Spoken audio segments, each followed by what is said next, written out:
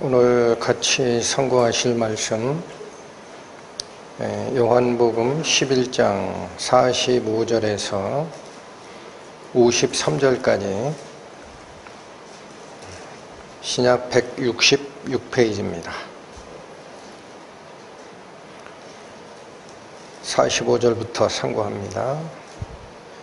마리아에게 와서 예수의 하신 일을 본 많은 유대인이 저를 믿었으나 그 중에 어떤 자는 바리새인들에게 가서 예수의 하신 일을 고하니라. 이에 대제사장들과 바리새인들이 공회를 모으고 가로되 이 사람이 많은 표적을 행하니 우리가 어떻게 하겠느냐. 만일 저를 이대로 두면 모든 사람이 저를 믿을 것이요. 그리고 로마인들이 와서 우리 땅과 민족을 빼앗아 가리라 하니 그 중에 한 사람 그 해 대제사장인 가야바가 저희에게 말하되 너희가 아무것도 알지 못하는도다. 한 사람이 백성을 위하여 죽어서 온 민족이 망하지 않게 되는 것이 너희에게 유익한 줄을 생각지 아니하는도다 하였으니 이 말은 스스로 함이 아니요 그 해 대제사장이므로 예수께서 그 민족을 위하시고 또 그 민족만 위할 뿐 아니라 흩어진 하나님의 자녀를 모아 하나가 되게 하기 위하여 죽으실 것을 미리 말함이러라. 이날부터는 저희가 예수를 죽이고자 모의하니라. 기도하시겠습니다. 하나님 아버지, 오늘 저희는 사람들의 어떠한 마음 자세가 하나님의 아들 예수 그리스도를 잡아 죽이자 하는 데까지 이끌고 가는지 그 내막을 살펴보자 하오니 저희 마음과 함께하여 주시고 뜻하신 말씀 깨닫는 은혜 있기를 원하오니 인도하여 주옵소서.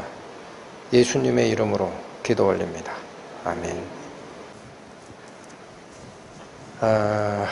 오늘 시작하기 전에 영상 찬송에서 여러분 찬송을 들으실 때마다 그냥 귀로 들으십니까? 마음으로 들으십니까? 예수와 함께 나 죽었으니 예수와 함께 나 살았도다. 여러분, 우리의 죽어있는 영혼이 살기 전에 반드시 본인이 죽어야 된다는 거예요. 찬양곡 속에도 비밀이 있습니다. 죽지 않으려고 바둥거리기 때문에 하나님의 은혜가 안 보이는 거예요. 오늘 말씀을 통해서도 우리 마음속에 걷어내야 될 게 무엇인지 발견하는 은혜 있기를 원합니다. 저는 그런 생각을 요즘에 부쩍 많이 합니다. 사람은 과연 어떤 존재일까? 하나님의 은혜는 풍성한데 왜 사람의 마음속에 그 말씀의 씨가 들어가서 싹이 나는 일이 없을까? 사람의 생각을 참 많이 합니다. 그러다가 이런 생각도 해봤습니다. 우리 그 밀가루 반죽 있죠? 밀가루 반죽. 그 밀가루 반죽을 가지고 국화빵 틀에 넣어서 구우면 국화빵이 만들어집니다. 또 그 밀가루 반죽을 붕어빵 틀에 넣어서 구우면 붕어빵이 만들어집니다. 여러분, 밀가루 반죽을 국화빵 틀에 넣는데 붕어빵이 나오는 경우는 있을까요? 없을까요? 없죠. 그런데 사람은 같은 일을 경험을 합니다. 같은 말씀을 듣습니다. 그런데 어떤 사람들은 하나님의 은혜를 발견하고, 여러분, 하나님의 은혜를 발견했다는 게 하나님 나 복 준다 이걸 발견한 게 아니에요. 하나님의 은혜를 그렇게 이해하시면은 정반대로 이해한 겁니다. 하나님의 은혜를 발견하면 발견한 은혜가 진짜 하나님의 은혜죠. 그러면 자기를 낮추게 됩니다. 하나님의 은혜를 발견한 자는 자기를 낮추게 돼 있어요. 그런 분들이 있고, 그런데 많은 사람들이 자기 생각의 틀 안에 갇혀 있습니다. 신앙생활의 최대의 적은 옆 사람도 아니고 사탄도 아닙니다. 자기 마음속에 있는 생각의 그 줄거리입니다. 자기 생각의 틀 속에 갇혀서 그 생각이 이끄는 대로 판단을 합니다. 그 길은 어디로 가느냐? 다른 사람의 잘못을 지적하고 정죄하다가 결국 자기도 정죄받는 길을 쫓아갑니다. 오늘 본문이 얘기하는 것이 바로 그 얘기입니다. 45절, 46절을 다시 보십니다.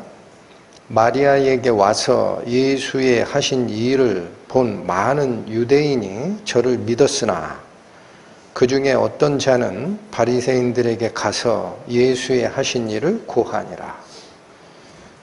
여러분, 마리아에게 와서 예수의 하신 일을 본이라는 이 내막은 굳이 설명 안 드리셔도 다 아시는 거죠. 예수께서 마리아의 오라비 죽은 나사로를 살리신 기적을 본 사람들이라는 뜻이에요. 그 놀라운 기적을 본 사람들이 많은 유대인들이 예수님을 믿었습니다. 그런데 46절에 보면은 다른 반응을 보이는 사람이 있습니다. 그 중에 어떤 자는 바리새인들에게 가서 예수의 하신 일을 고하니라. 여러분, 여기 고하니라라는 이 말은 고발하다라는 뜻입니다. 바리새인들에게 가서 예수께서 하신 표적 사건을 고발했다라는 뜻입니다. 그러면 여러분, 다른 사람의 죄를 지적하고 고발하는 그 마음이 여러분 어디서 나왔을까요? 우리가 생각하고 있는 상식에 맞지 않는 창조주로서의 기적이 펼쳐졌으면은 자기 마음을 조용히 낮추고 저분이 하나님의 아들 아니신가 이렇게 바라보는 게 아니고 쪼르륵 달려가서 고발합니다. 이 고소하는 마음은 하나님이 주신 마음 아닙니다. 여러분, 이것만 제대로 알아도 우리 신앙생활에 많은 부분이 해결이 됩니다. 여러분, 계시록 가십니다. 요한계시록 12장 신약 411페이지입니다. 요한계시록 12장 10절에서 11절. 내가 또 들으니 하늘에 큰 음성이 있어 가로되 이제 우리 하나님의 구원과 능력과 나라와 또 그의 그리스도의 권세가 이루었으니 우리 형제들을 참소하던 자 곧 우리 하나님 앞에서 밤낮 참소하던 자가 쫓겨났고 또 여러 형제가 어린 양의 피와 자기의 증거하는 말을 인하여 저를 이기었으니 그들은 죽기까지 자기 생명을 아끼지 아니하였도다. 여러분, 10절 11절에서 저희를 향하여 주는 교훈은 복잡할 게 없습니다. 10절의 얘기가 뭐죠? 참소하는 행동. 참소라는 것은 죄 있다라고 고발하는 거예요. 이 참소하는 행동이 누가 했던 행동이다라고 나오죠? 10절 다시 볼까요? 내가 또 들으니 하늘에 큰 음성이 있어 가로되 이제 우리 하나님의 구원과 능력과 나라와 또 그의 그리스도의 권세가 이루었으니 즉 하나님의 뜻이 완성이 된 후에는 우리 형제들을 참소하던 자, 여러분, 하나님의 백성들, 하나님의 자녀들을 죄 있다라고 소송 걸던 자가 있어요. 곧 누구냐? 우리 하나님 앞에서 밤낮 참소하던 자가 쫓겨납니다. 이 참소하던 자가 옛 뱀이요 사탄이요 큰 용이라고 합니다. 그러니까 예수 그리스도의 기적 사건을 보고도 자신을 하나님 창조주의 능력 앞에서 낮추지를 않고 바리새인들에게 고발하러 달려간 이 사람들의 그 마음은 어디랑 연결되어 있었다? 참소자 마귀와 연결되어 있는 마음이다라는 겁니다. 그래서 이런 것이 구원받은 사람들은 그럼 어떻게 행동을 해야 되느냐? 11절 보세요. 또 여러 형제가, 자 여러분 복잡해 보이지만 10절은 참소자 마귀가 했던 행동이에요. 그런데 11절은 형제들이 하는 행동입니다. 형제, 구원받은 형제들은 어떤 자세냐? 또 여러 형제가 어린 양의 피와 자기의 증거하는 말을 인하여 누구를 이기었으니? 저가 누굽니까? 참소하는 자 마귀를 이깁니다. 여러분 이 계시록에서는 이기는 자에게는 하나님께서 예비하신 면류관을 주리라 라는 상급이 계시가 되는 게 이 계시록입니다. 우리가 어떻게 누구를 이기느냐? 참소자 마귀를 이기는 거예요. 그런데 그걸 어떻게 이겨요? 맞고소해서 이겨요? 참소자가 죄 없는 우리 형제들을 고소한다라는 거예요. 그러니까 우리도 맞고소하자. 무고죄로. 그렇게 갑니까? 여기 그런 말이 한마디도 없어요. 11절 뭐라고 돼 있죠? 또 여러 형제가 어린 양의 피와 자기의 증거하는 말 때문에 참소자를 이깁니다. 여러분 어린 양의 피가 우리를 이기게 한다라는 게 무슨 말입니까? 어린 양의 피가 우리를 이기게 한다라는 말씀이 무슨 뜻이에요? 우리가 원래 죄인이 맞았다라는 거예요. 죄인이 아니었으면 어린 양의 피가 필요 없습니다. 그런데 우리도 죄인이지만 우리를 깨끗게 해주시는 분은 예수 그리스도의 생명과 그의 대속의 은혜였을 뿐이다 라고 마음을 거기다 모으기 때문에 참소자에게 맞고소하는 게 아닙니다. 그게 우리의 믿음의 이김, 신앙입니다. 모든 것을 누구께 맡겨드리는 거죠? 재판장 예수 그리스도께. 그런데 이 마음이 저는 여기는 참소자와 신앙의 이김을 획득한 형제들의 행동 패턴을 대비하면서 모든 하나님의 권세와 그리스도의 나라가 완성됐으니 이게 갈라질 것이다 라고 얘기를 하는데 여러분 신앙생활에서도 똑같습니다. 이 원리는 똑같습니다. 하나님께서 주시는 마음, 교제 과정에 우리가 어떤 마음을 품어야 되는지 로마서 14장으로 갑니다. 신약 258페이지입니다.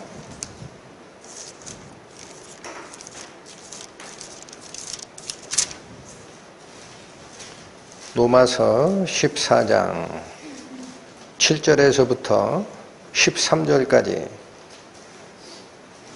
우리 중에 누구든지 자기를 위하여 사는 자가 없고 자기를 위하여 죽는 자도 없도다. 우리가 살아도 주를 위하여 살고 죽어도 주를 위하여 죽나니 그러므로 사나 죽으나 우리가 주의 것이로다. 여러분 7절 8절이 얘기하는 것은요 거듭난 성도들의 지위입니다. 거듭난 성도들의 지위와 삶의 원칙. 우리를 거듭나게 한 것은 다시는 너희 자신을 위하여 살지 아니하고 너희를 위하여 죽었다가 산 자 그리스도를 위하여 살게 하려 함이라. 그래서 우리는 예수님을 뭐라고 불러요? 주님. 주가 뭡니까? 나의 생명의 주인이에요. 나는 내 인생의 주인이 아니다라는 거예요. 이제부터. 누가 주인이시다? 예수님이. 그러면 나는 예수님 주인의 명령과 뜻에 따라서 그가 이끄시는 선한 길을 따라가는 주의 종이 되는 겁니다. 그러니까 우리 중에 이 말은 성도라는 지위, 성도라는 이름을 얻은 사람 중에는 앞으로 자기 인생을 자기가 주인이 돼서 사는 사람이 아무도 없다라는 거예요. 한마디로 성도는 뭐가 성도다? 삶을 주께 맡긴 사람들입니다. 10절 보시죠. 여기 우리 개역성경에는 곧바로 내가 어찌하여 이렇게 나오는데 원문 헬라어 성경에는 10절 맨 앞에 그런데라는 접속사가 있습니다. 넣어서 읽어주시기 바랍니다. 그런데 내가 어찌하여 네 형제를 판단하느냐? 어찌하여 네 형제를 업신 여기느냐? 우리가 다 하나님의 심판대 앞에 서리라. 이게 무슨 말씀이죠? 여러분, 나의 인생의 주인으로 예수님을 모셨으면 내가 주체가 돼서 예수님을 주인으로 모시고 있는 다른 형제를 비판하거나 판단할 수 있는 위치다, 그렇지 못하다. 아멘 하십니까?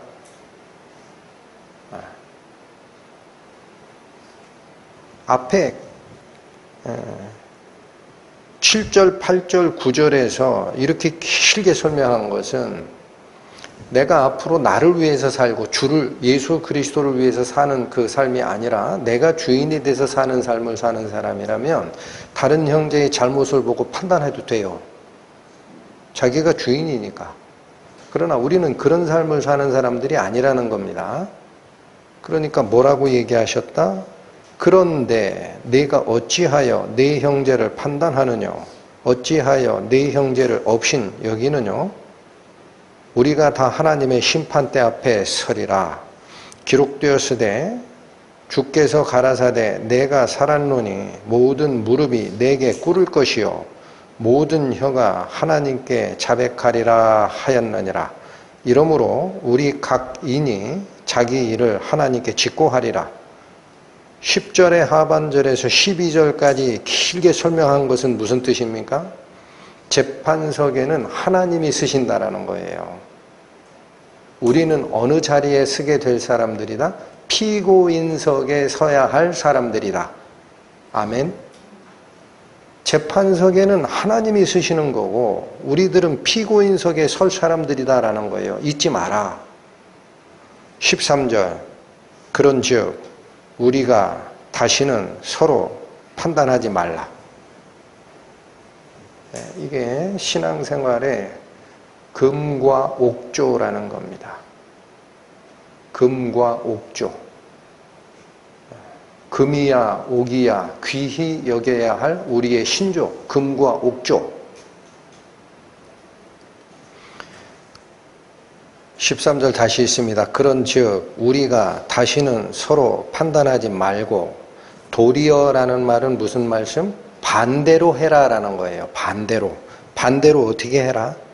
부딪힐 것이나 거칠 것으로 형제 앞에 두지 아니할 것을 주의하라. 여러분, 이게 신앙생활의 금과 옥조입니다.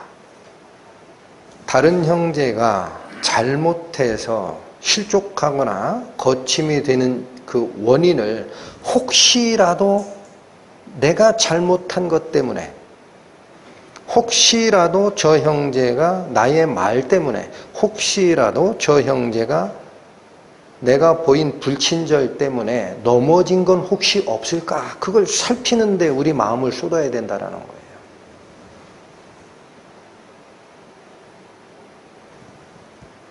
오늘 본문으로 다시 돌아오십니다.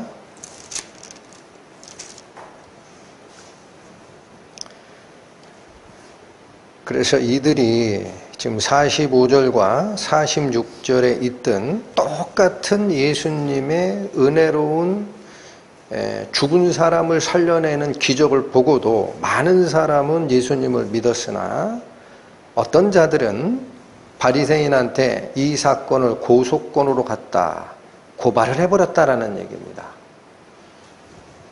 이제 이 고발을 받은 공회원들이라고 합니다. 유대 당국자들의 대화가 제시가 됩니다. 47절.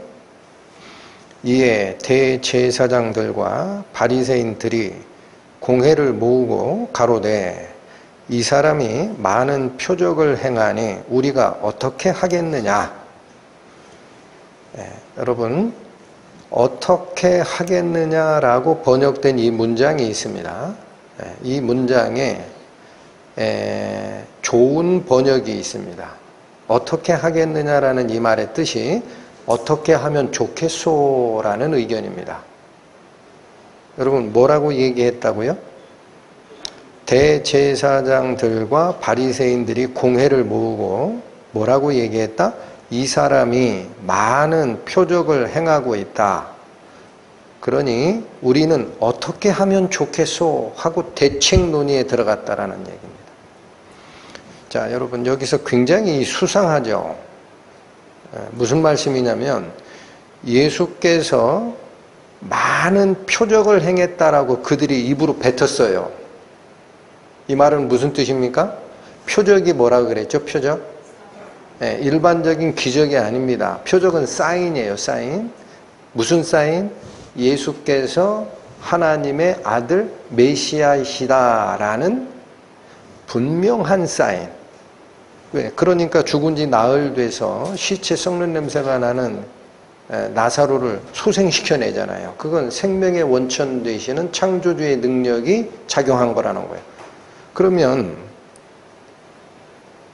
우리는 어떤 사인을 보고 있는 겁니까, 지금? 예수께서 창조주 하나님의 아들로 내려오셨구나. 이 사인을 보고 있는데도, 그게 왜 유대 당국자들은 대책을 논의해야 하는 사건이 됐을까? 라는 겁니다. 잘 따라오시죠? 네.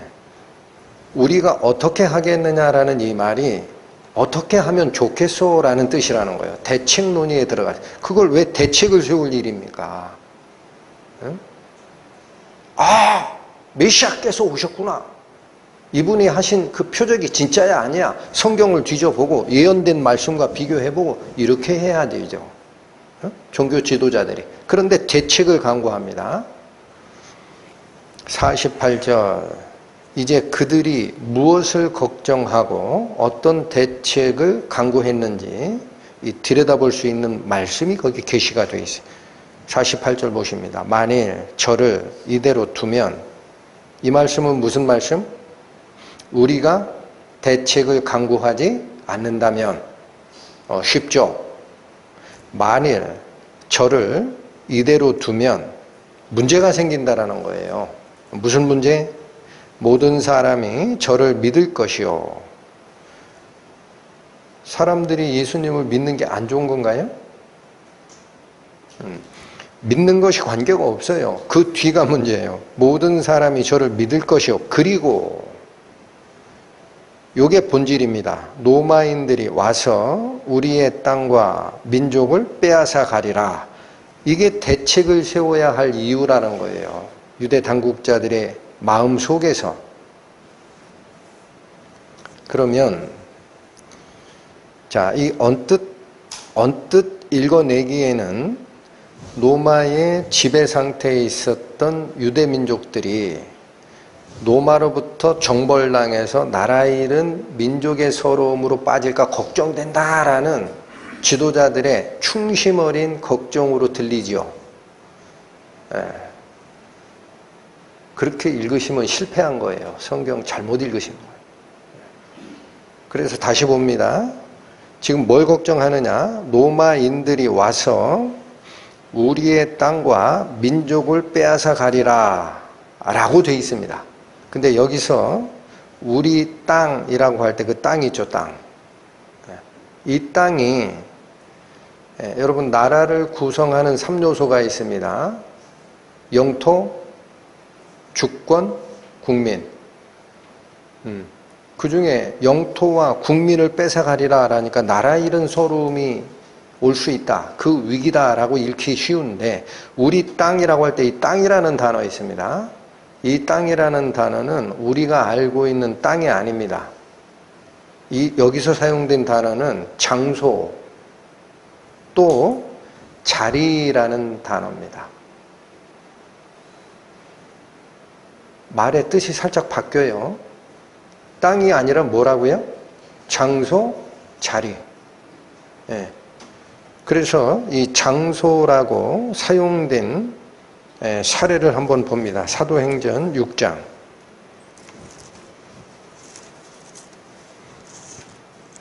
신약 196페이지입니다.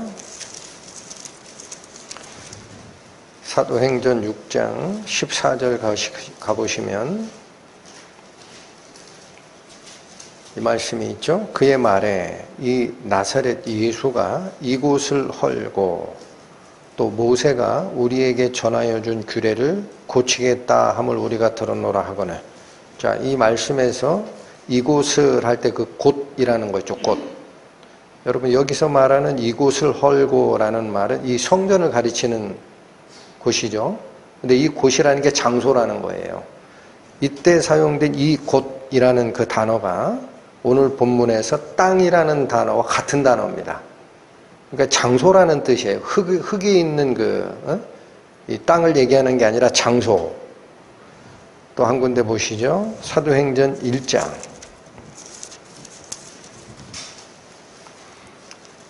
(25절)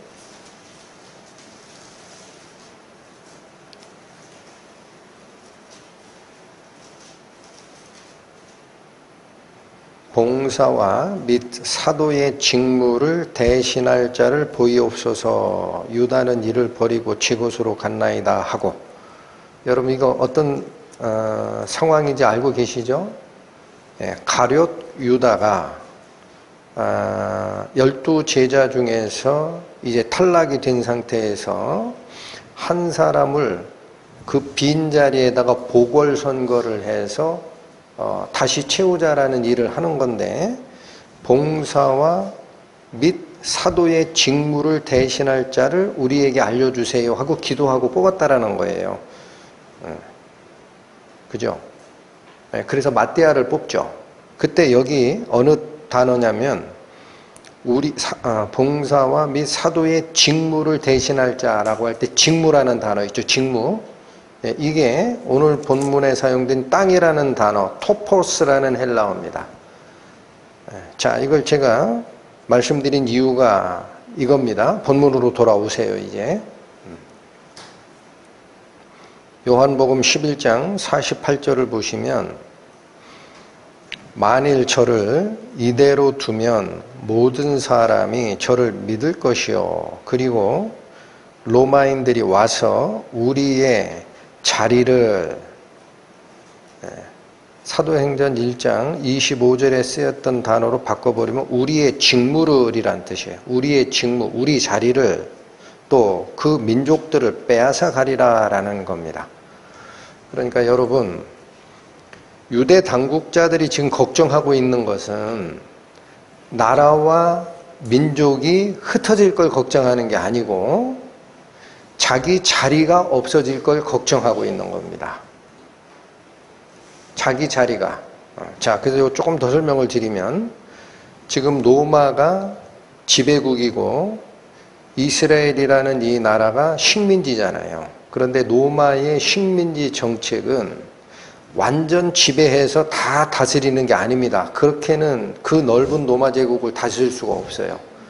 그 로마 제국이 가지고 있는 정책은 그들이 토속적으로 믿고 있던 종교체계나 이런 걸 손대지 말란 얘기예요. 괜히 그런 거 손댔다가 반발 일어나기 쉬우니까. 로마는 다신교 국가입니다.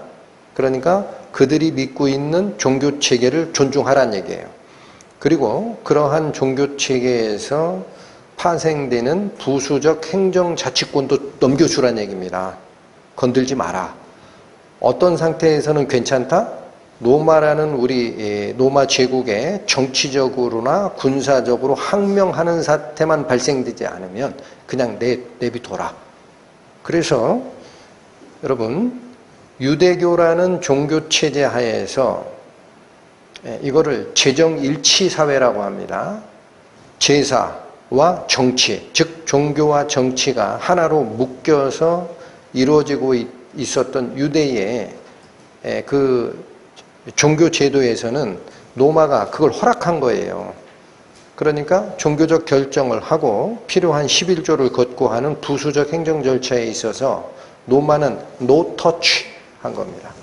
그러면 다시 생각할 게 이거예요. 그럼 그 종교적인 결정권과 부수된 행정 자치권을 누가 행사했어요? 로마는 행사하지 않았다며. 누가 행사했어요?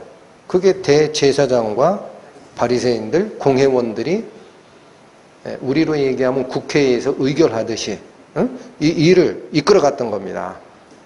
그러니까 군사 정치적인 권력을 빼면 이 정권을 잡은 자들이 누구죠? 지금 공회원들이에요. 그들이 자기 자리를 뺏길까 걱정이 돼서 대책 세워야 된다라고 얘기한 겁니다.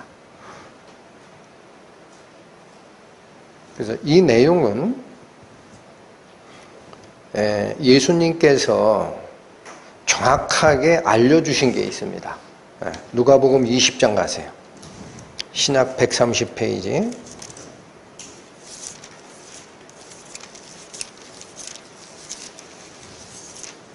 누가복음 20장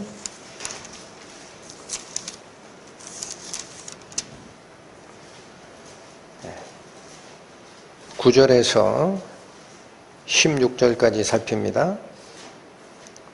찾으셨죠? 누가복음 20장 9절. 이 비유로 백성에게 말씀하시되 한 사람이 포도원을 만들어 농부들에게 새로 주고 타국에 가서 오래 있다가 때가 이름에 포도원 소출 얼마를 바치게 하려고 한 종을 농부들에게 보내니 농부들이 종을 심히 때리고 거저 보냈거늘. 여러분, 예수님이 비유 하나 드시죠? 어떤 비유입니까? 포도원과 농부의 비유입니다. 그래서 이 포도원은 누구 거라고 그래요? 농부 거라고 그래요? 포도원 주인이 따로 있다 그래요? 네, 한 사람이 포도원을 만들어, 이게 주인입니다. 그래서 성경에서 이 포도원 지기는 하나님입니다. 하나님. 포도원은 누구? 당신의 백성 이스라엘에 해당이 돼요. 하나님이 당신의 백성을 선택해서 백성들 보고 살라라고 하고 농부들에게 세 주고 타국으로 갔다라는 말은 이 백성들을 잘 다스리라라고 행정적, 종교적 관리 책임자들을 제사장 및 그 민족 지도자들에게 맡기고 간 거예요. 예? 그러고 타국에 오래 갔다가 10절 때가 이름에 포도원 소출 얼마를 바치게 하려고 한 종을 농부들에게 보내니 농부들이 종을 심히 때리고 거저 보냈습니다. 주인 땅을 이 농사져 먹으면 소작료라고 하죠. 바치게 돼 있잖아요. 이게 비유입니다. 비유. 하나님이 소작료 받겠다는 뜻이 아니고요. 비유예요. 그래서 소작료를 받으러 종을 보냈더니 이 농부들이 소작료를 줘요? 안 줘요? 안 줘요. 종을 심히 때리고 빈손으로 돌려보냅니다. 그 다음 11절 다시 다른 종을 보내니 그도 심히 때리고 능욕하고 거저 보냈거늘. 그 다음에 또 보냅니다. 그랬더니 똑같이 해요. 여러분, 여기서 하나님이 보내는 종이 누굽니까? 이스라엘 민족에게 하나님의 말씀을 전달하러 시대마다 보냈던 당신의 선지자입니다. 선지자를 보내면 회개하는 게 아니에요. 어떻게 해요? 거의 모든 선지자가 죽었습니다. 여러분, 구약에 있는 거의 모든 선지자가 이스라엘 백성들에 의해서 죽어버려요. 말을 안 들어요. 응? 그러니까 12절 다시 세 번째 종을 보내니 이도 상하게 하고 내어 쫓은지라. 하나님께서 셋을 얘기할 때는 완전한 경고입니다. 더 이상은 방안이 없다 이렇게 생각하시고 13절 포도원 주인이 가로되 어찌할꼬. 여러분, 하나님께서 방안을 만드십니다. 내 사랑하는 아들을 보내리니. 누구 보낸다고 그래요? 당신의 아들을 보내겠다. 그게 세상 끝에 보내시는 하나님의 아들 예수 그리스도십니다. 하나님의 아들을 통해서 말씀을 전하면은 되지 않을까? 해서 당신의 아들을 보내리니 저희가 혹 그는 공경하리라. 하나님이 그 생각을 잡수신 거예요. 선지자 보내고 다 죽이고 선지자 보내 다 죽여. 아, 이거 안 되는구나. 하나님께서 무슨 마지막 방책을 만드셨다? 내 사랑하는 아들을 보내면 저 사람들이 혹 내 아들은 공경하겠지, 이 말은 듣겠지 하고 보냈어요. 14절 농부들이 그를 보고 서로 의논하여 가로되 이는 상속자니 죽이고 그 유업을 우리의 것으로 만들자. 여러분, 농부들이 무슨 회의를 합니까? 농부들이 무슨 회의를 해요? 농부들이 알았어요. 뭐를 알아요? 이건 종이 아니라는 거예요. 하나님의 아들이 왔다. 여러분, 유대 당국자들이 그래서 있죠. 예수께서 베푸신 표적의 의미를 뇌리에 싹 스친 겁니다. 이거 보통 사람 아니다, 야. 하나님의 아들이 행사할 만한 능력을 해주신 거예요. 그러니까 딱 보고 하나님의 아들이네 그러면 아이고, 우리에게 맡겼던 당신의 이 나라를 상속할 뿐이구나 하고 바치의 정상이죠. 지금 회의합니다. 뭐라 그래요? 이는 상속자니 죽이고 그 유업을 누구 것으로 만들자? 여러분, 요한복음에는 안 나오지요. 누가복음에 예수님의 말씀을 통해 나옵니다. 그래서 이 유대 당국자들이 가지고 있는 속마음이 뭐라는 거죠? 하나님의 아들이 오셨으면은 그분께 바쳐야 할 그 포도원의 이 통치 권한을 아들을 죽여버리면 상속자 사라졌으니까 우리께 되지 않냐 하고 뺏었다라는 거예요. 어디 어려운 게 있습니까? 15절 포도원 밖에 내쫓아 죽였느니라. 그런즉 포도원 주인이 이 사람들을 어떻게 하겠느냐? 와서 그 농부를 진멸하고 그 포도원을 다른 사람에게 주리라.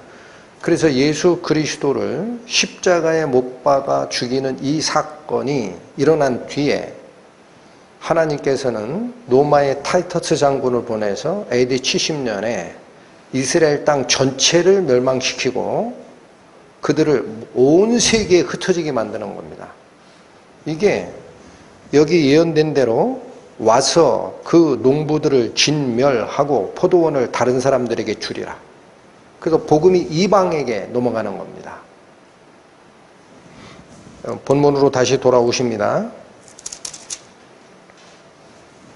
48절 다시 읽어보세요. 이제 명확하게 드러납니다. 만일 저를 이대로 두면 모든 사람이 저를 믿을 것이요. 그리고 로마인들이 와서 우리의 자리와 우리에게 종교적 세를 바치는 이 민족들을 다 뺏어가리라 라는 뜻이에요. 자기 기득권이 사라질 것 같다.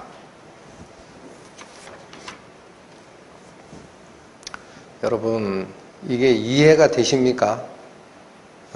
우리는 기록된 이 사건을 2000년이나 지난 뒤에서 보니까 아니, 저 이스라엘의 대제사장이라고 하면은 하나님을 섬기는데 가장 뛰어나다라는 종교 지도자들인데 도대체 어떻게 저런 마음을 품었지? 이해가 안 되죠. 그래서 신앙생활의 최대의 적은 옆 사람도 아니고 마귀도 아니에요. 누구라 그랬어요? 자기 속에 있는 마음입니다. 그래서 저는 지금 같이 살피고 싶은 요인이 뭐냐면 우리 마음속에 어떠한 요인이 우리를 은혜 쪽으로 끌고 가지를 아니하고 하나님의 반대편 대적의 길로 이끌고 가느냐라는 겁니다. 어떤 게? 여러분, 이 당시에 바리새인과 사두개인 이 종교 지도자들은 자신을 뭐라고 부르는지 혹시 기억하세요? 하나님의 말씀인 율법이 있다라는 거예요. 근데 이 율법의 그 깊은 속에 있는 빛을 백성들은 모른다라는 거예요. 백성들, 우매한 백성이 이 율법의 뜻을 알겠느냐? 그래서 우리가 이 율법의 빛을 전하는 자다라고 자신을 자처했습니다. 바리새인과 랍비들이. 그래서 율법을 가르치고 이렇게 살라, 이렇게 교훈하고 하는 그들인데도 율법이 담은 빛이 아니라 진짜 빛이 오셨어요. 응? 여러분 생각해 보세요. 달은 밤에 빛을 냅니다. 근데 그 빛은 달이 내는 빛이 아닙니다. 어느 빛을 받아 반사한 거죠? 태양빛을 받아서 반사한 거. 그래도 보름달 밑에서는 너무나 밝아요. 근데 이 달빛이 아니라 무슨 빛이 오신 거예요? 태양빛이 오신 거예요. 이 참빛이 오셨는데 왜 빛의 사도다, 빛의 교훈자다, 빛의 교사다 라고 얘기했던 바리새인들은 아예 알아보지를 못했을까? 반대로 오늘 말씀처럼 예수를 잡아 죽여야 우리 기득권 보호된다라고 돌아갔을까?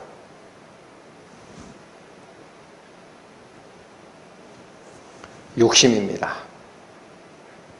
욕심.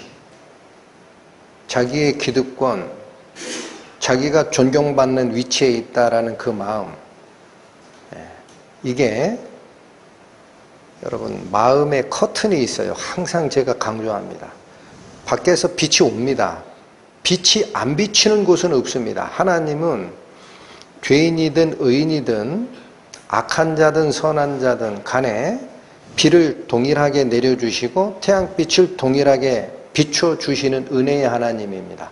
그런데 어느 땅에는 비가 안 떨어져, 어느 땅에는 그늘지는 이유는 뭘까? 하나님이 안 주셔서가 아니에요. 뭘로 가로막아서?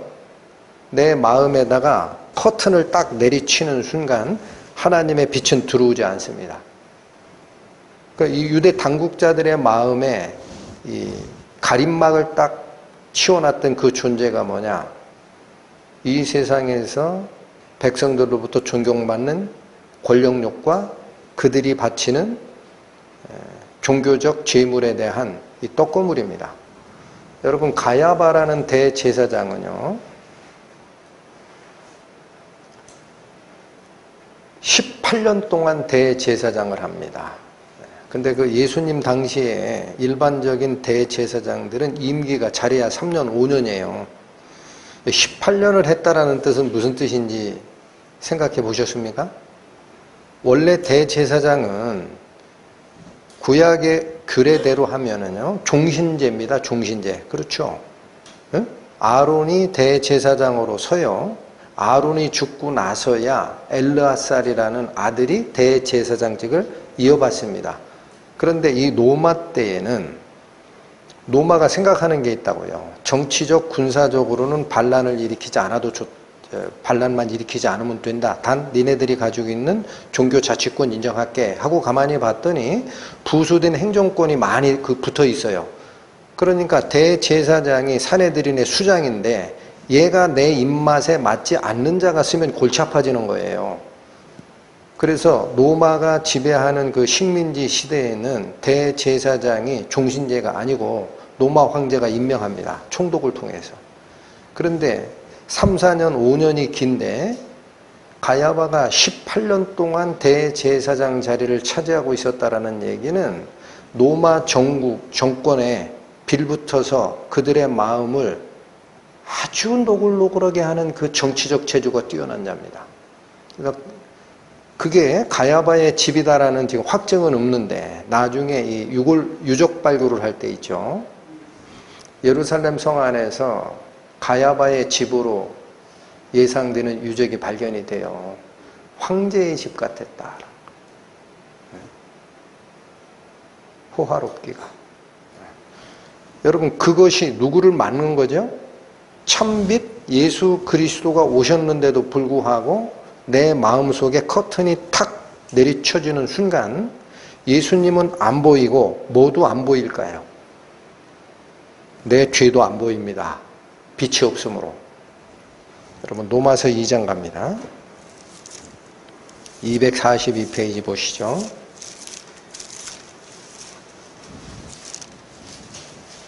로마서 2장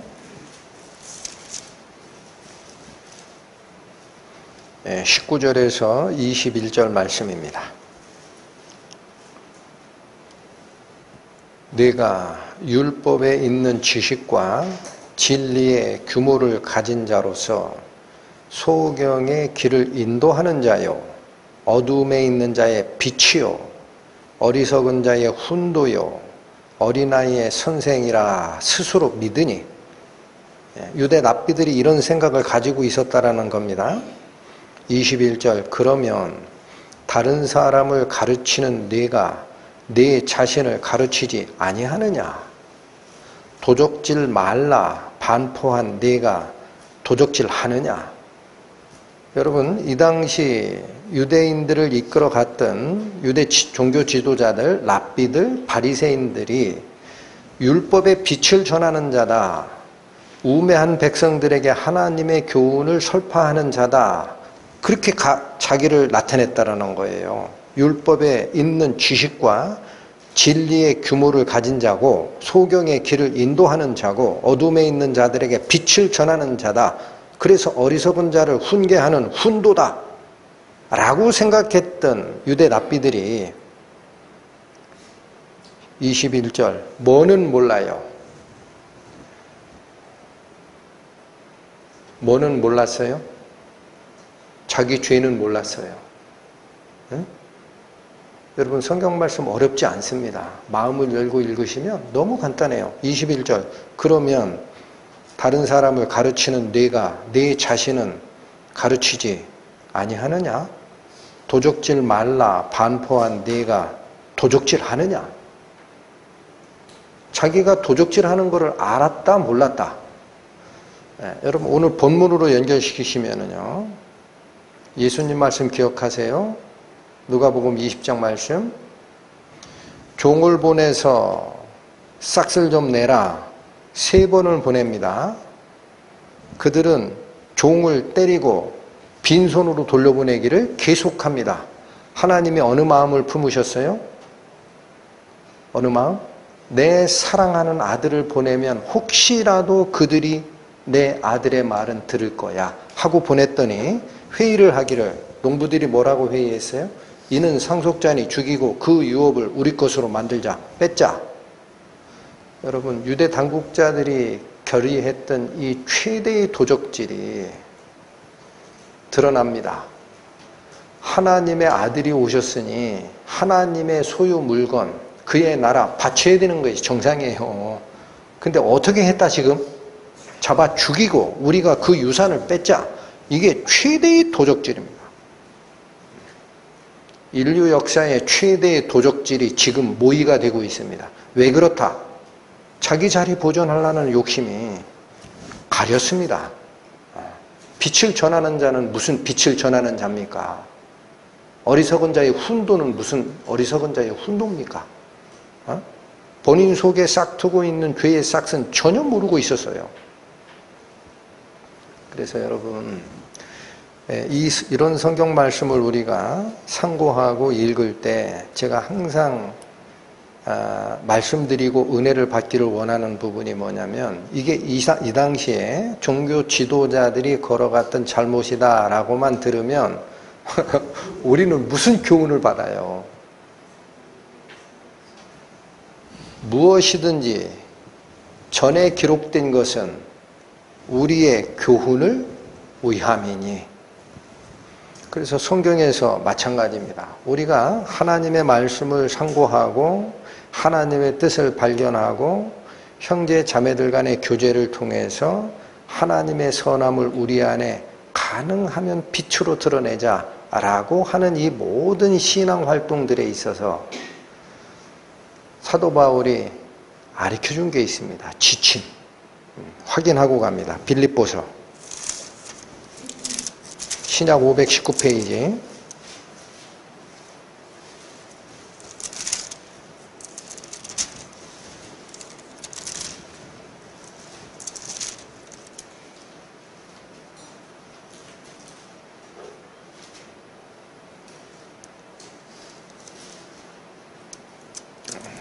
제가 잘못 적은 것 같습니다. 빌립보서 2장 319페이지입니다. 319페이지 빌립보서 2장 1절에서 4절까지 또 봅니다. 그러므로 그리스도 안에 무슨 권면이나 사랑의 무슨 위로나 성령의 무슨 교제나 긍휼이나 자비가 있거든. 한마디로 빌립보서 2장 1절은 하나님의 교훈을 받아서 같이 나눠야 할 교제의 자리에서는 그런 뜻이에요. 교제의 자리에서는 2절 마음을 같이 하여 같은 사랑을 가지고 뜻을 합하며 한 마음을 품어라 라는 겁니다. 여러분, 마음을 같이 하시고 같은 사랑을 가지시고 뜻도 합하시고 마음도 하나로 합하시는 그 마음 자세로 교제에 임하시라 라는 거예요. 그렇게 해서 3절 아무 일에든지 다툼이나 허용으로 하지 말라. 여러분, 그래서 교회 안에서 성도 간의 교제를 할 때 있죠. 경쟁심이 유발이 되면 안 됩니다. 항상 그 경쟁심에서부터 다툼이 생깁니다. 아멘 하십니까? 네.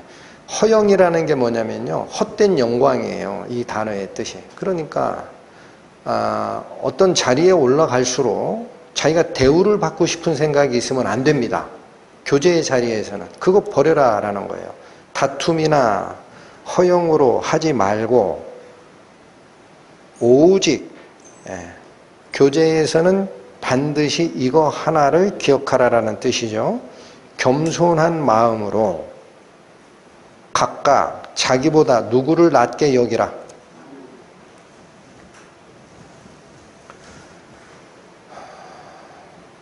여러분, 구원받은 성도들은요, 완전한 사람이 아닙니다.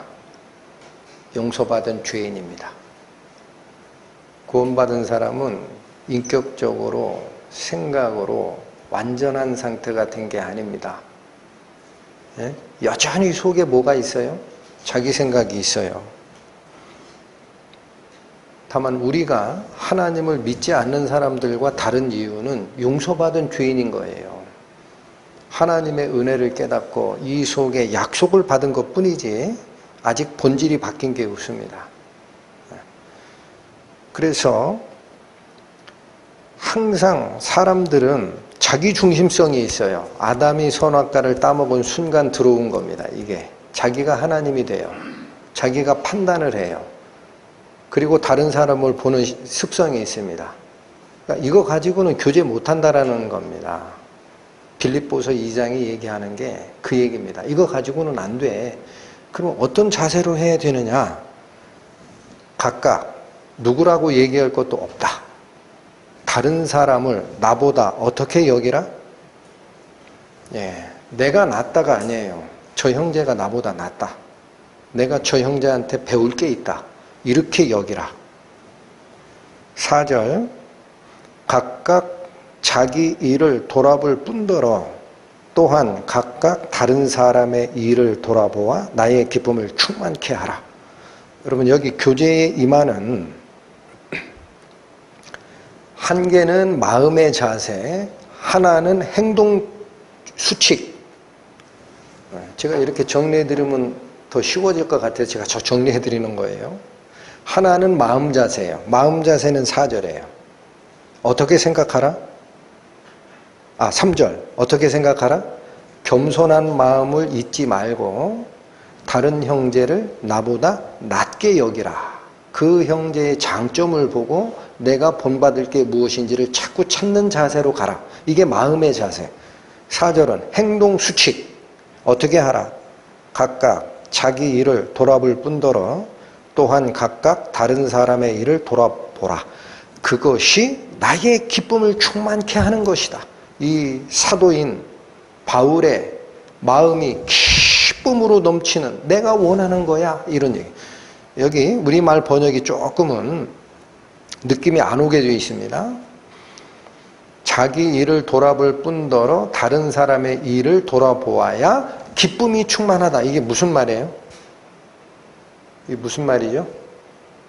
자기 일을 돌아보라 라는 거는요, 자기 실속을 차리다라는 뜻이에요. 그렇죠?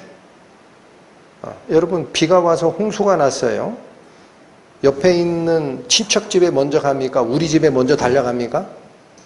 이게 그거예요. 자기 일을 챙기는 거예요. 그런데 다른 사람의 일도 돌아보라 라는 거는요, 내 것만 관심 두지 말고 다른 형제는 어떻게 사는지 좀 생각 좀 하라.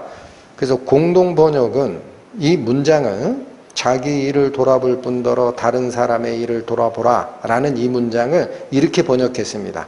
자기 실속만 차리지 말고 남의 이익도 돌보라. 확실해집니다. 그게 우리 교제를 하는 하나님의 자녀로 거듭났다라는 성도들이 교제 과정에 갖춰야 할 마음가짐과 행동 수칙입니다. 그러면 문제가 없습니다.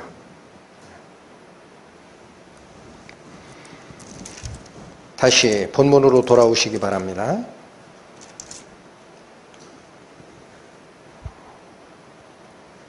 (47절) (48절이) 예수님께서 부인할 수 없는 표적을 일으키시더라 라는 고발장을 받고 대제사장들과 바리새인들이 공회를 모으고 의논했던 겁니다. 그러니까 이 걱정만 나온 거예요. 걱정만. 우리가 어떻게 하겠느냐, 이게 무슨 뜻이다 그랬죠? 어떻게 하면 좋겠소 라는 대책을 내놔라. 이때 대제사장이 일어납니다. 49절. 그 중에 한 사람, 그해 대제사장인 가야바가 저희에게 말하되 너희가 아무것도 알지 못하는도다. 여러분, 표현이 간단한데 한마디로 이거예요. 대제사장은 공회 70명의 종교 대표자들로 이루어진 그 공회, 민족 대표회의의 의장입니다. 대제사장이. 결정권자예요. 근데 이 가야바가 뭐라고 얘기하냐면 너희가 아무것도 알지 못하는도다. 여러분, 그 안에는 있죠. 가야바는 줄을 잘 서서 노마의 눈에 들어서 대제사장의 자리에 가 있지만 그 70인의 종교 지도자들 안에는요, 탁월한 랍비들이 세고 셌습니다. 제가 이 말씀을 드리는 이유가 뭐예요? 백성들을 가르치는 선생 중에 선생들이 거기 다 모여 있는데 대제사장이라고 해도 뭐라고 얘기해요? 너희가 아무것도 모른다 그래요. 아, 이게 무슨 말일까? 그만큼 자기가 똑똑하다는 얘기인가? 그게 아닙니다. 아까 말씀드렸어요. 이 가야바는 예수님 탄생 후 AD 18년에 노마로부터 대제사장으로 임명된 뒤에 예수님 돌아가신 후 AD 36년까지 대제사장으로 봉직하는 그 당시 최장기 대제사장입니다. 그 말은 로마 정권에 아부할 수 있는 방법과 루트를 너무나 잘 알기 때문에 다른 사람 4배, 5배 대제사장 자리를 차지하고 있는 자예요. 그러니까 이 자가 하고 싶은 얘기가 뭐냐면 너희가 아무것도 알지 못하는도다 라는 이 말은 성경적으로 지혜적으로 모른다라는 게 아닙니다. 정치적 해결책을 생각하지도 못하느냐? 이런 얘기예요. 그건 내가 선수야. 가야바가 한 말의 핵심이 그겁니다. 너희들 진짜 세상 물정 모른다. 머리로 아무리 짜놔봐라. 무슨 대안이 나오나? 내가 이래봐도 로마 황제로부터 18년을 신임을 받은 자야. 나한테 물어. 제가 성경에 없는 말씀을 덧붙였습니다. 이해하기 쉬우라고. 그래 놓고 대안을 딱 제시합니다. 뭐라고 제시해죠? 50절. 한 사람이 백성을 위하여 죽어서 온 민족이 망하지 않게 되는 것이 너희에게 유익한 줄 생각지 아니하는도다. 여러분, 대제사장 가야바가 제시한 해결책이 뭐라는 거예요? 자, 그 말씀 드리기 전에 이 대안, 이 방책이 누구에게 유익하다라 그래요? 네, 여러분 성경 말씀을 주의 깊게 읽으셔야 됩니다. 이스라엘 민족에게 유익하다라고 안 해요. 다시 읽어보세요. 한 사람이 백성을 위하여 죽어서 온 민족이 망하지 않게 되는 것이 백성들에게 유익하다? 이제 꼬투리를 잡아내셨죠? 너희가 걱정하는 거 있잖아. 너희가 걱정하는 거. 너희 자리 뺏길까? 노심초사하는 그거. 그 너희들에게 유익한 방안이야 이게. 라고 얘기한 겁니다. 그러니까 여기 무슨 말일까 했더니요. 백성을 위하여 죽다라는 것은 제의적 표현입니다. 제사를 드릴 때 쓰는 표현이에요. 맞죠? 우리가 죄가 있으면 우리를 대신하여 제물이 희생이 되듯이. 그렇죠? 예, 그래서 여기 이 표현은 제의적 표현인데 굳이 해석을 하면 희생양이 되면 돼라는 거예요. 희생양이 되면. 누구를 희생양으로 잡자? 한 사람. 그거 누구예요? 예수님. 그러니까 여러분 이겁니다. 여기 보세요. 예수께서 오셔서 하나님의 아들 되시는 표적 사건을 계속 일으키다가 이제는 되돌이킬 수 없는 기적을 일으키셨어요. 그게 죽은 자를 살려내는 거예요. 이건 신밖에 못해. 그러니까 어떻게 방법이 없으니까 야 무슨 대책이 있냐 하고 사내들인 공회원 70명이 와글와글 떠들 때 대제사장 가야바가 딱 나서가지고 야 정치적 해결 방안이 있어. 니네들은 그런 거에 대해서 문외한이지. 내가 알려줄게. 예수를 희생양 잡아서 죽이자 이거요. 그러면 돼. 뭐 걱정이냐? 이해가 되셨습니까? 그게 너희에게 유익한 줄을 왜 생각지 아니하느냐라는 뜻입니다. 예수를 희생양 잡아서 죽이면 된다. 그러면 우리의 자리, 민족 지도자, 종교 지도자, 행정적으로 11조를 받고 종교적인 재원을 모아서 우리 호사호식하는 이거 안 뺏겨도 돼.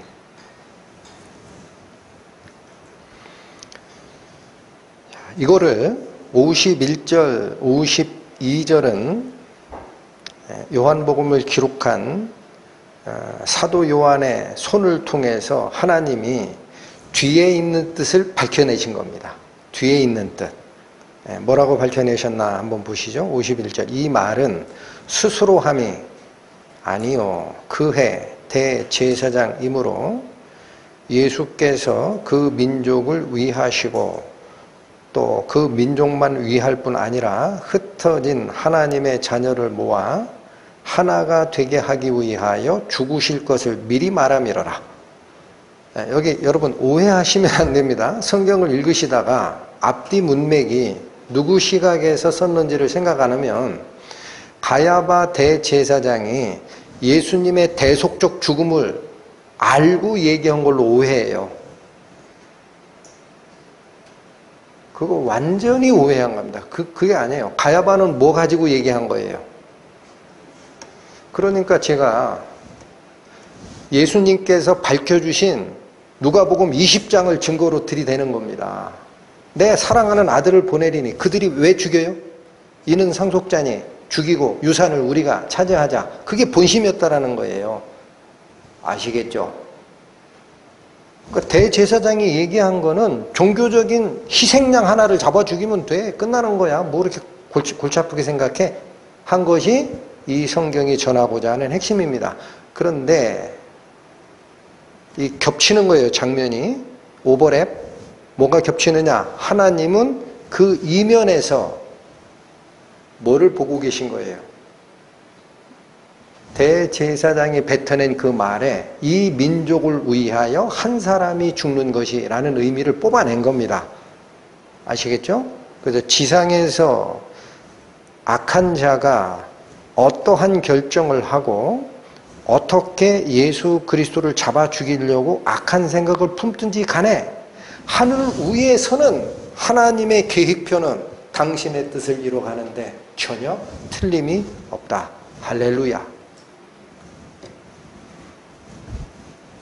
여러분 이거를 믿으시면 신앙생활에 고민이 확 줍니다. 이거를 믿으시면 신앙생활의 기쁨이 올라옵니다. 우리 눈에 보이는 것이 걱정이 많고 내가 나서서 해결하고 싶은 것들이 많아도 하나님께서 불러내신 당신의 교회다라는 믿음이 확실히 있는 분은 흔들리질 않아요. 하나님께서 이끌어 가시는 거구나. 중요한 건 뭐를 보죠? 남을 보던 시선을 돌려서 자기가 고칠 게 뭔가를 보면 됩니다. 혹 다른 형제, 다른 자매의 신앙적 관점에서 부족함이 보일 때는 하나님께 기도하는 겁니다.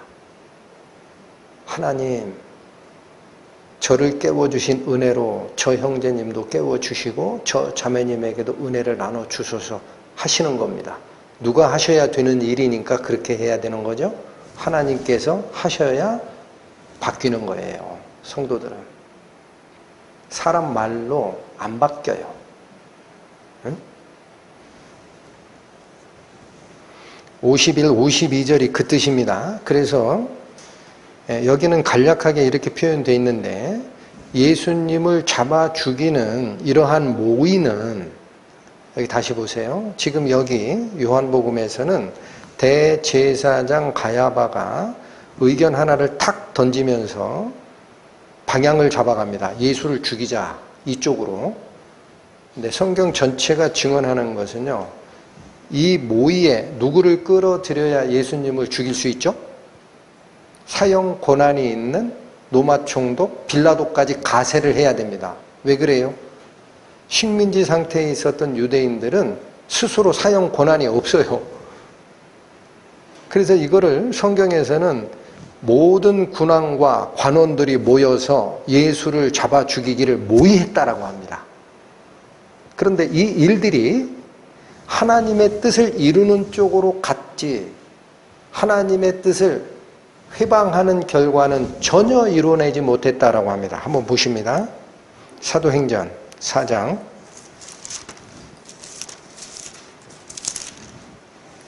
193페이지 사도행전 4장 25절 28절까지 살피겠습니다. 또 주의 종 우리 조상 다윗의 입을 의탁하사 성령으로 말씀하시기를 어찌하여 열방이 분노하며 족속들이 허사를 경영하였는고 세상의 군왕들이 나서며 관원들이 이 관원들이라는 게 오늘 나오고 있는 공회원들입니다. 공회원 사내들의 멤버들 관원들이 함께 모여 주와 그 그리스도를 대적하도다 하시니로소이다. 과연 헤롯과 본디오 빌라도는 이방인과 이스라엘 백성과 합동하여 하나님의 기름 부으신 거룩한 종 예수를 거스려 하나님의 권능과 뜻대로 이루려고 예정하신 그것을 행하려고 이성에 모였나이다. 여기 굉장히 특이한 표현을 하시죠. 27절 끝까지 가면은요, 그때까지는 헤롯이라는 유대의 왕과 본디오 빌라도라는 로마 총독과 또 그 앞절 26절에 각 관원들이 다 모여서 예수를 죽이고자 하는 이 기도가 하나님의 기름 부으신 거룩한 종 예수를 거스려서 하는 행동이라는 거예요. 그런데 28절에 오니까 하나님의 권능과 뜻대로 이 예수를 거스리는 일을 예정하신 그것을 행하는 일일 뿐이었다. 여러분, 그래서요, 하나님의 섭리는 하나님이 뜻을 두신 그곳에, 여기 다시 보세요. 은혜를 받으셔야 됩니다. 너희의 모든 걱정을 나에게 맡기라라는 말씀을 왜 하시는지 다시 생각하세요. 하나님이 뜻을 두신 곳이 있어요. 그런지 안 그런지는 사람은 잘 모를 수 있습니다. 제가 전제를 깝니다. 하나님이 뜻이 두신 곳이 있어요. 그 뜻을 두신 곳은 사람의 눈에 망하는 길로 가는 것 같이 보이죠. 하나님이 실패하십니까? 그 믿음이 있어야 됩니다. 그게 우리의 힘이고 그게 우리의 찬양이고 그게 우리의 기쁨이 되어야 합니다. 하나님께서 뜻을 두셨으니 당신의 뜻을 이루실 때까지 내 마음이 하나님을 향하는 이 일이 문제만 안 생긴다면 하나님이 이루시리라. 아멘.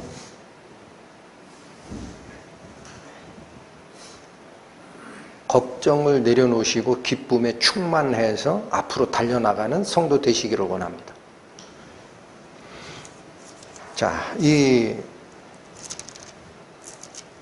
가야바라는 이 한 사람의 이 아이디어를 통해서 이 제안이 왔을 때 53절 보십시오. 이날부터는 저희가 예수를 죽이려고 모의하니라. 여러분 여기도 있죠. 우리 성경에는 모의하니라 라고 번역이 돼 있어서 이때부터 회의 집합을 시켰다라는 뜻으로 이해가 돼요. 그렇죠? 그런데 단순히 의견을 모으다라는 이 단어가 아닙니다.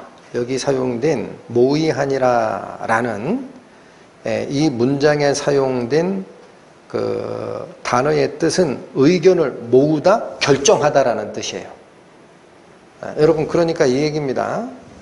예수께서 죽은 나사로를 나흘 만에 살리셨다라는 이 기적 사건을 보고 많은 유대인들이 예수님을 믿었지만 어떤 자는 바리새인들에게 고발을 했어요. 그래서 사내들인 회의가 집합이 되고 토의를 하는데 방책이 없다라는 거예요. 방책이. 왜 방책이 없어요? 예수께서 죽은 지 나흘 된 나사로를 살린 것은 어떻게 해도 부인할 방법이 없거든. 종교적으로, 지혜로 아무리 생각해도 예수가 가짜다 이 얘기를 할 수가 없어. 그러니까 우리가 어떻게 하겠느냐? 우리가 무슨 방책이 있느냐? 이렇게 70명이 와글와글 할 때 누가 딱 나타난 겁니까? 그해 대제사장 가야바가 너희들이 아는 게 하나도 없다. 이거는 성경적으로 종교적으로 너희들이 알고 있는 지혜로 해결하는 게 아니야. 정치적 방안이 딱 하나야. 예수를 희생양 잡아서 죽이면 돼. 그게 너희에게 유익한 거야. 그거 왜 모르냐? 이 말을 했을 때 산헤드린 전체 의견이 하나로 모아지고 결정했다라는 거예요. 예수님을 죽이고자 이제는 방향이 확실히 섰어요. 그러니까 무슨 뜻입니까? 앞으로 일어날 예수님에 대한 신문 과정이든 모든 것은 예수님의 죄를 밝혀내기 위해서 하는 신문이 아니다라는 거예요. 아시겠어요? 원래는 어떻게 가야 됩니까? 어느 한 사람을 죄를 정해서 형벌을 주려면은 이자가 진짜 죄를 졌는지 증인을 대동해서 입증을 해야 되죠. 그리고 나서 죄가 있구나. 그러면 그거에 합당한 죄명을 씌워서 형벌을 줘야 맞는 거죠. 그 절차가 역으로 간 거라는 거예요. 죽이기를 결정했어요. 그리고 나서 뒤에는 어떻게 합니까? 다른 복음서에 보면은 계획, 모략을 세워서 예수님을 옳아내는 작업을 합니다. 올무를 놓는 거예요. 그러니까 예수님께서 요한복음 19장쯤에 가면은 그 신문 받는 광경이 있어요. 그때 대제사장 앞에서 예수님이 뭐라고 하냐면 내가 공개적으로 성전에서 회당에서 다 얘기한 게 있다. 숨어서 얘기한 게 없다. 어떤 게 내가 잘못한 것이냐. 잘못한 게 있으면 말로 해라 했어요. 그러나 그들이 듣습니까? 거짓 증인을 세우잖아요. 이자가 기억하시죠? 뭐라고 그랬어요? 마지막 예수님께 뒤집어 씌운 마지막 죄목. 이자가 성전을 헐고 3일 만에 다시 세운다라는 증언을 했습니다. 예수님이 성전을 헌다고 했어요? 너희가 헐라 내가 세우리라. 예수님이 언제 성전 헌다고 그랬어요? 그렇게 하신 말씀이 없어요. 너희가 이 성전을 헐라 내가 3일 만에 세우리라. 뭘 얘기한 거다? 성전 대신 당신의 육체를 가리켜 말한 것이라. 너희가 성전인 내 몸을 십자가에 매달라 3일 만에 내가 부활하리라 라는 뜻이었다.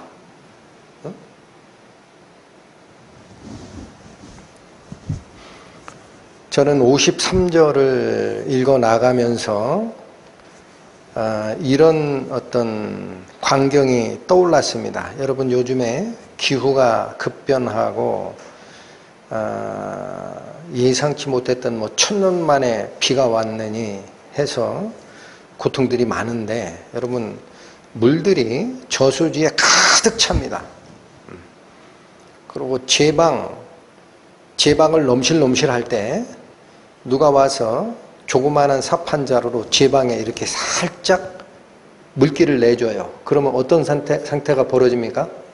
물이 글로 쓸려 나가면서 그 물꽃처럼 냈던 거기는 점점 커지고 결국 제방이 무너지고 물이 왈칵 쏟아져 나가죠. 자기 자리를 보존해야 하는데 대안이 없다라고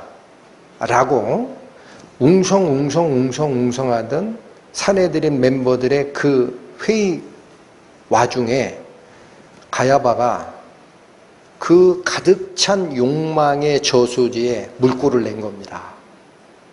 여기야, 길이. 왜 이렇게 생각을 못하냐 하니까 그 모든 자들이 예수님을 죽이는 저주의 골짜기로 쏠려 들어간 겁니다. 여러분, 이 자들은 영원한 멸망의 구덩이에 빠질 겁니다. 데살로니가 후서 보시죠. 데살로니가 후서 1장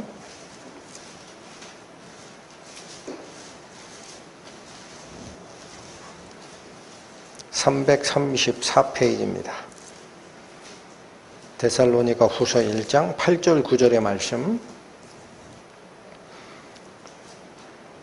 하나님을 모르는 자들과 우리 주 예수의 복음을 복종치 않는 자들에게, 여러분, 오늘 살폈던 사내들인 공의회 가야바 대제사장의 지휘하에 일사불란하게 예수님을 죽이자 했던 자들이 바로 우리 주 예수의 복음을 복종치 않는 자들입니다.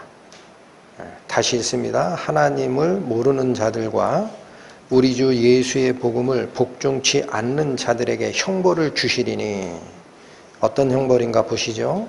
9절.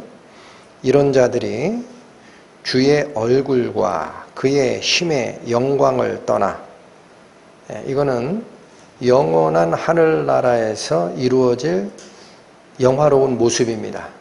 그 천국에서 떠납니다. 어디로 가느냐?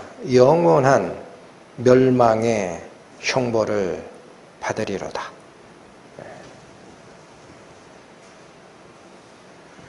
오늘 이 말씀을 준비하면서 이 모습이 딱 마지막에 이 어떤 영상처럼 지나가는 거예요. 아, 가야바가 이 물꼬를 튼 자구나 해서 안타깝기도 하지만, 또 하나는 오늘날 예수님의 가르침을 듣고 쫓아가고 교제해야 하는 우리 속에도 똑같은 위험이 존재하는구나.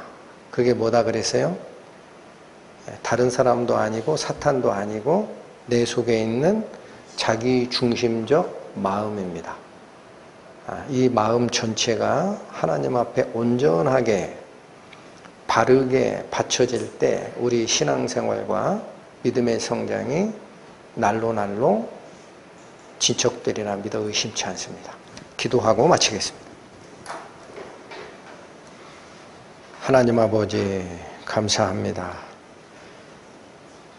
저희가 어떻게 하나님의 높으신 뜻, 하나님께서 인도하시고자 하는 그 은혜의 끝을 알겠습니까? 많은 오늘 가야바 대제사장의 마음 속에서 끌고 갔던 그 욕심의 끝나풀이 저희 속에도 있음을 아오니, 말씀 안에서 그 모든 것을 내어놓고 하나님의 거룩하심, 다른 성도들을 더 존귀히 여기고 존중하는 마음가짐으로 교제하라 하신 그 말씀, 가슴에 새기고 당신의 길 따라서 쫓아가는 저희 될 수 있도록 은혜를 더하여 주옵소서.